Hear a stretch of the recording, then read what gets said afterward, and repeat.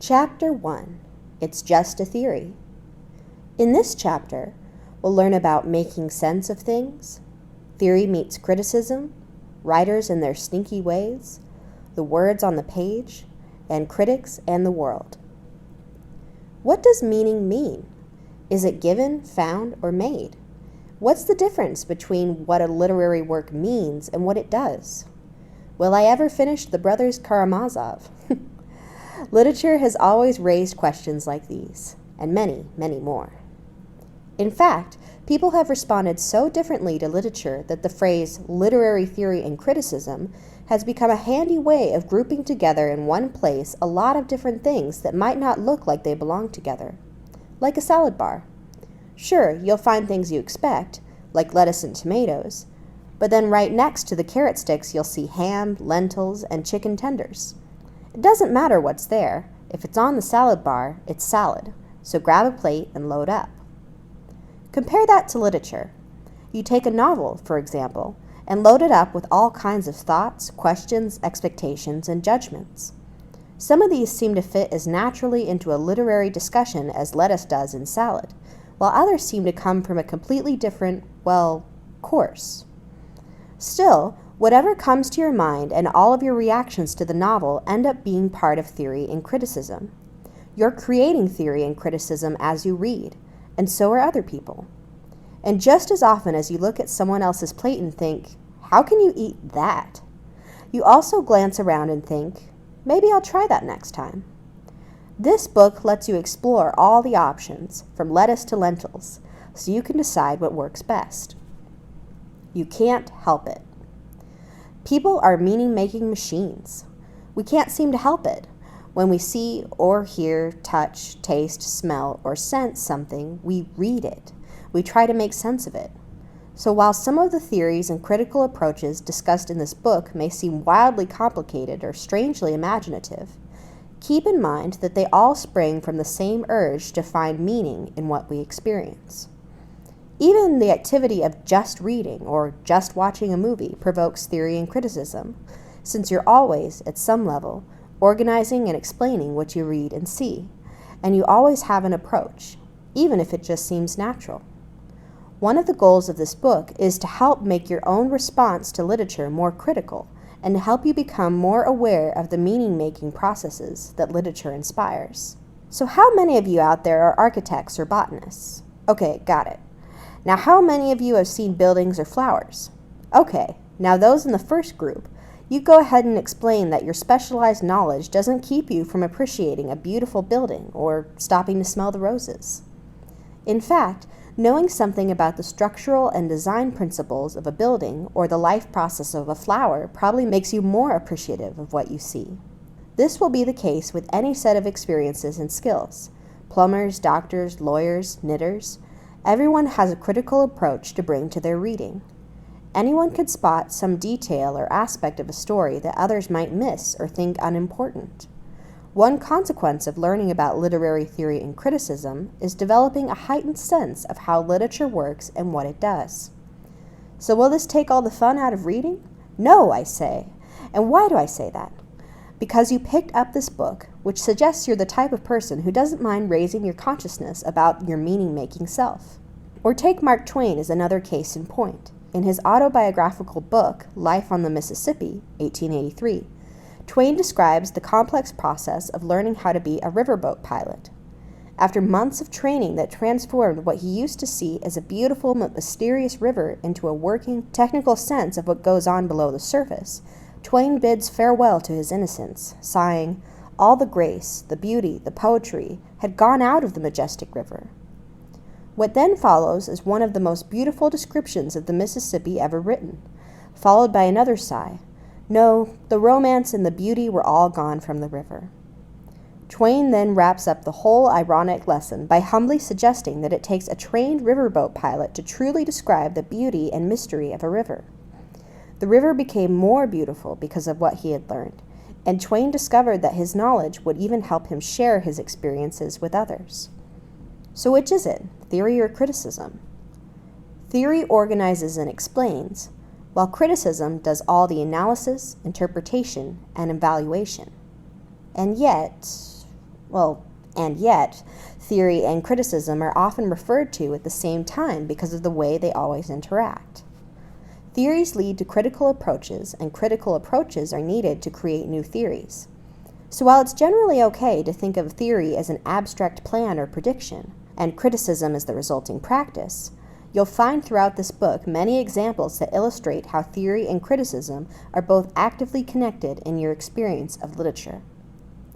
Getting some perspective. Theory comes from the Greek word for a mental conception that gives you a particular view of something.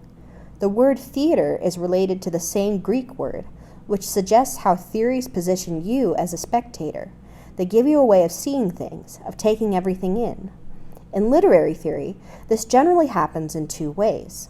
One is by describing a scheme or plan that suggests how literature should be produced. Another is by setting out the principles underlying literature itself.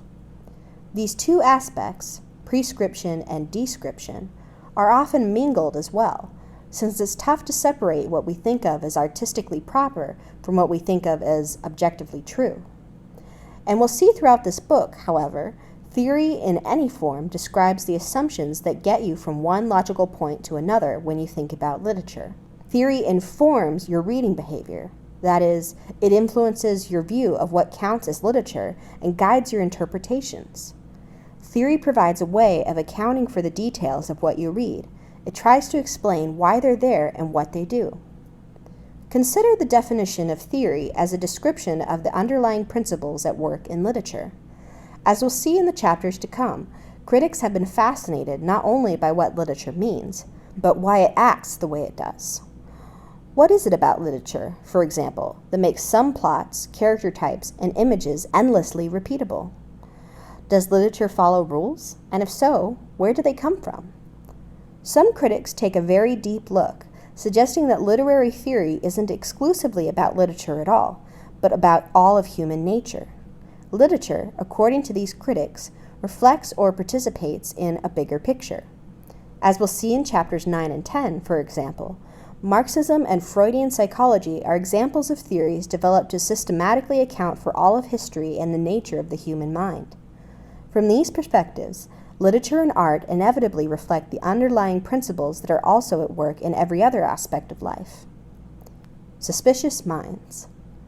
Criticism is related to the Greek term for judge, and this association is clear when you describe criticism as fault-finding, negative judgment, and the evaluation or even ranking of literary works.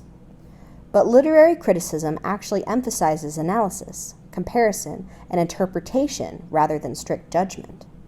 Criticism, as we'll see throughout this book, works through critical approaches, which are the perspectives or methods for addressing literature.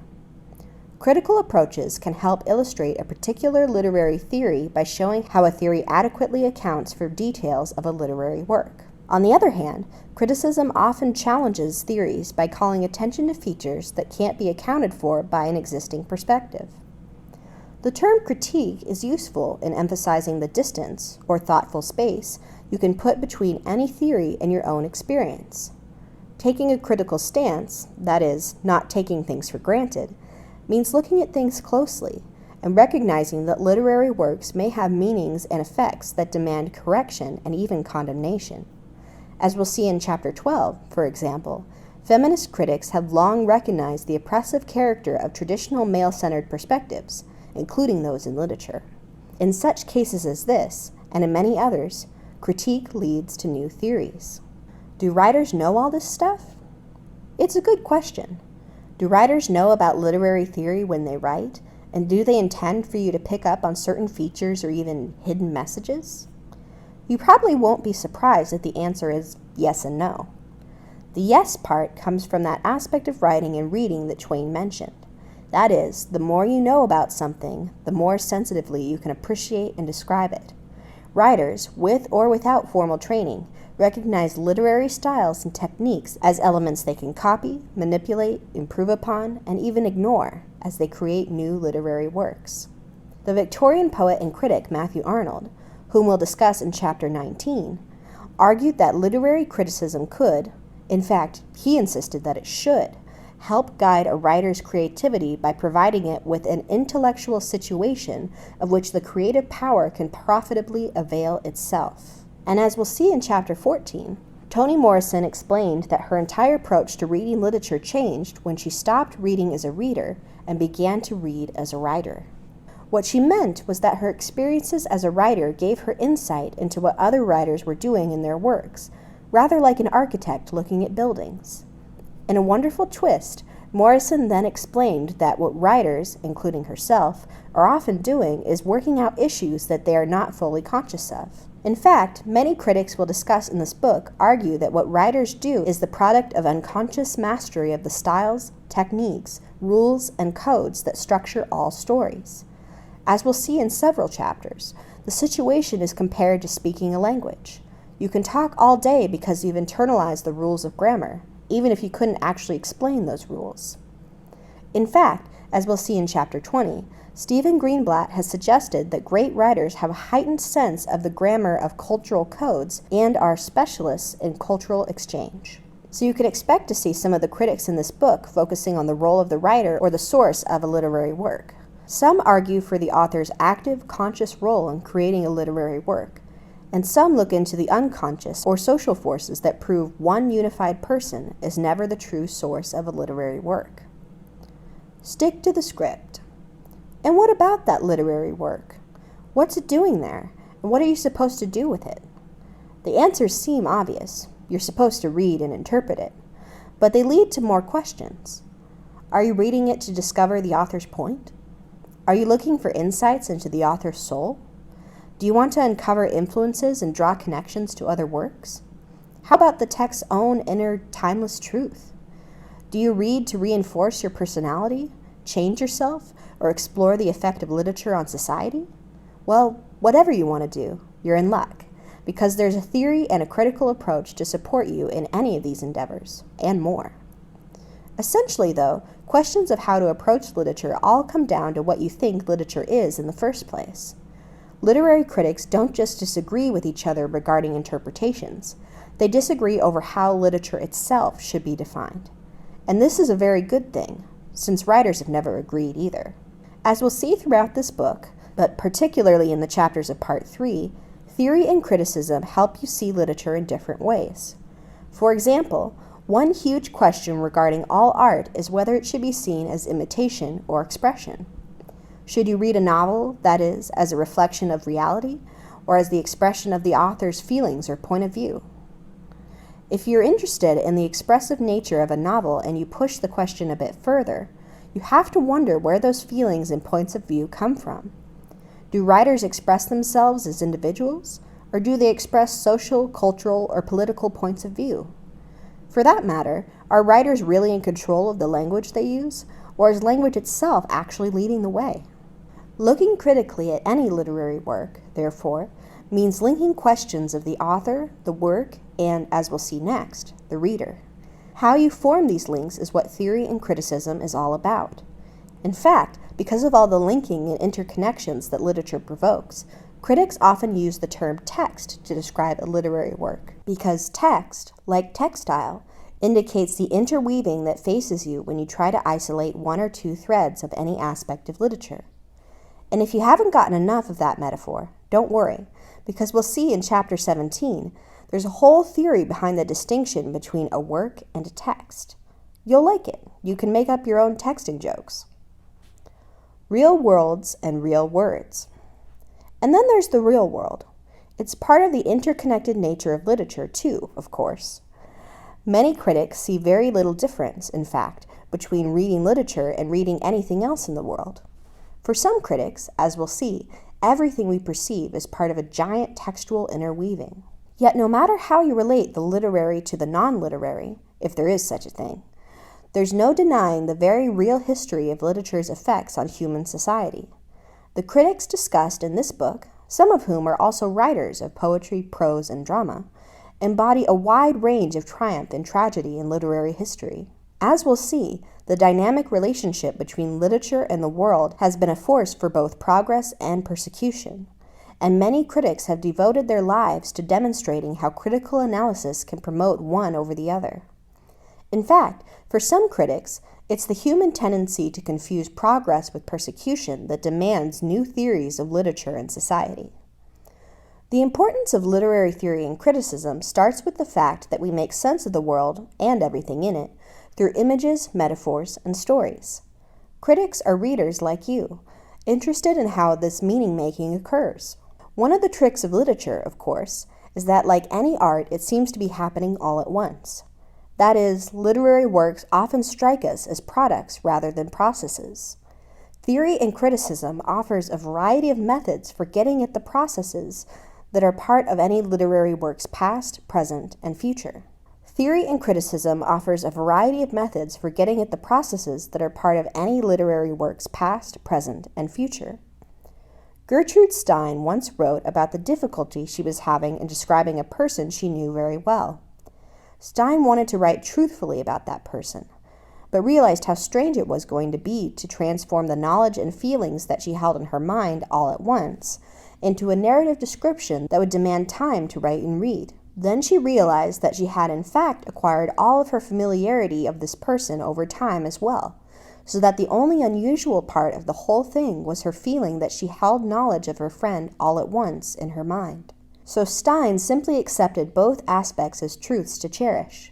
She could feel her knowledge and experiences all at once, and she could create a narrative that would start the whole process over again for her readers.